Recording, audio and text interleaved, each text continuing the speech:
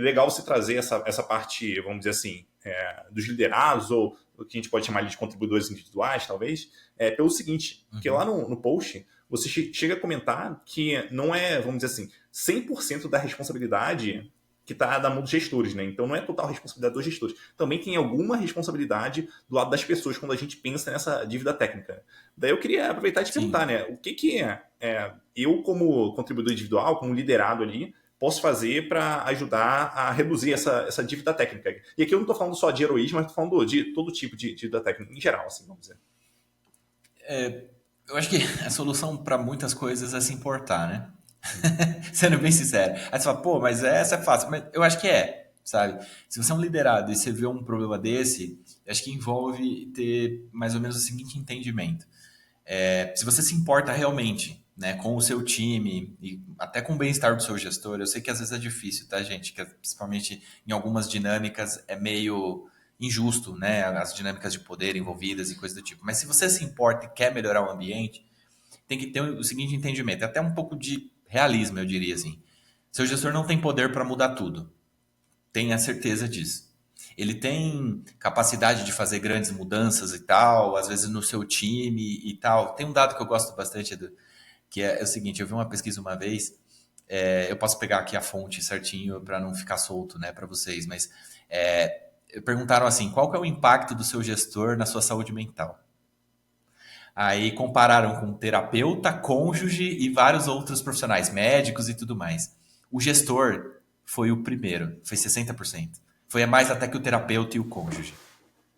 Assim, então, se você é gestor e está ouvindo a gente, saiba que assim, você tem mais impacto na saúde mental das pessoas que o cônjuge delas, que o terapeuta delas, sabe? Isso é muito importante. Enfim, e se você é liderado, a gente sabe que o gestor tem, né, tem esse impacto na sua saúde mental. Mas ao mesmo tempo, ele ou ela não é um super-herói, é uma super-heroína. Então, é saber que tem limitações na atuação dele, tem limitações até em quem a pessoa é, eu diria. Eu não sei fazer tudo, você não sabe fazer tudo, né? Nem todo mundo é perfeito. Então, a gente é bom em algumas coisas e ruim em outras. Então, se você não dizer, a pessoa não vai adivinhar. Por melhor que você seja, às vezes vocês têm one-on-ones frequentes, tem uma boa conexão, tem uma boa abertura e tudo mais, mas a pessoa às vezes não consegue adivinhar o que você está passando. Então é conversar mesmo, assim, conversar, criar uma conexão e ver, perguntar, enfim, como que você consegue ajudar e coisas assim, e também não fazer parte não ser parte do problema, sabe? Se você vê uma pressão descendo de uma forma torta, assim, você não precisa não responsabilizar o coleguinha, que eu falei, aquele extremo do espectro de não, tá tudo bem e tal, né, pôneis coloridos e aquela coisa toda, também não é correto, mas também não é aquela assim, eu tô com o meu problema, se vira aí, e aí fica pressionando um colega ou alguma coisa do tipo para resolver. Então, acho que é o mesmo nível de maturidade que a gente, né, que eu comentando aqui que um gestor pode ter, eu acho que um contribuidor individual também pode ter. Ele pode tentar mudar, engajar o time, sabe, participar das coisas de team building, coisas similares, né, não largar a mão, né. De novo, isso se você se importa, né? Se você não se importa, não tem muito o que fazer. E aí é participar, mas não culpar bem o gestor, assim. Às vezes a pessoa pode ter sua parcela de responsabilidade, mas ela não é responsável por todos os problemas da empresa. Às vezes ela é uma vítima. Vítima talvez não seja um bom termo aqui, mas ela também faz parte de uma engrenagem, né, que tem problemas às vezes que vem de cima e tudo mais, que ela não consegue mudar, ela está tentando, ela está dando o seu melhor, acho que é ter um pouco de empatia pelo gestor também, né?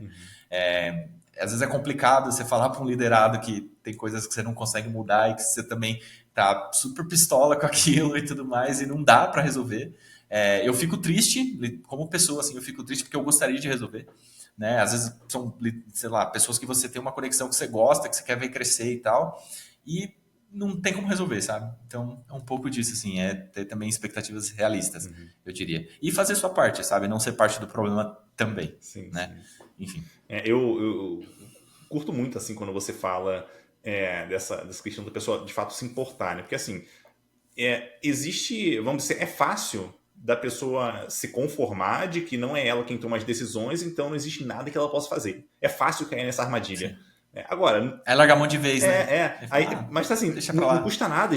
Eu já fiz isso diversas vezes, né? De, pô, eu ver algum colega que não tá legal, que não gostou de uma decisão, ficou muito chateado, pô, beleza, chama, vamos conversar sobre o assunto.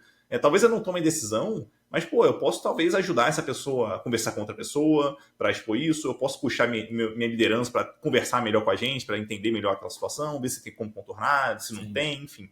Acho que tomar essa iniciativa de correr atrás, tentar fazer alguma coisa em relação àquilo, o que der para fazer já é uma grande atitude, né, que a pessoa pode tomar. Isso, inclusive, para mim, mostra muito o quanto que ela tem de potencial para assumir uma posição de liderança um dia, né? Porque ela está fazendo um negócio onde ela não é Sim. obrigada, onde ela está fazendo, vamos dizer assim, para ajudar a equipe de fato, que é o que uma liderança deveria estar fazendo. Então, pô, por que no futuro essa pessoa não pode se tornar líder, sabe?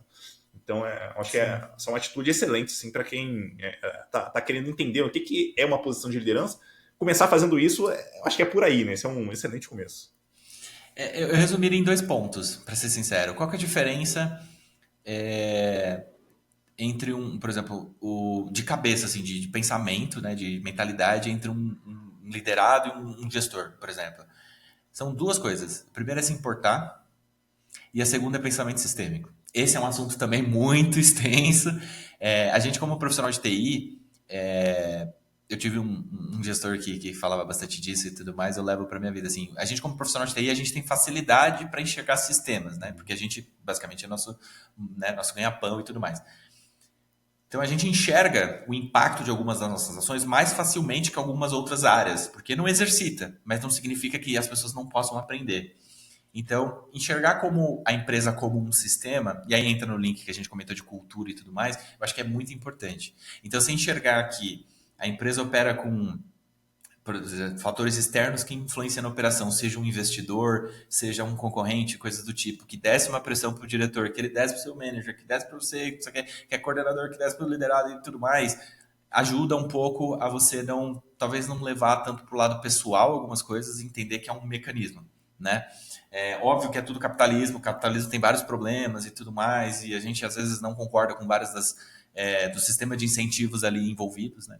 Mas entender, eu acho que esses mecanismos em ação, e aí, gente, eu só consegui encontrar respostas na economia, tá? Não foi tanto em áreas de gestão e tudo mais, mas de como alguns sistemas de incentivos funcionam, como isso impacta a cultura e como isso impacta você,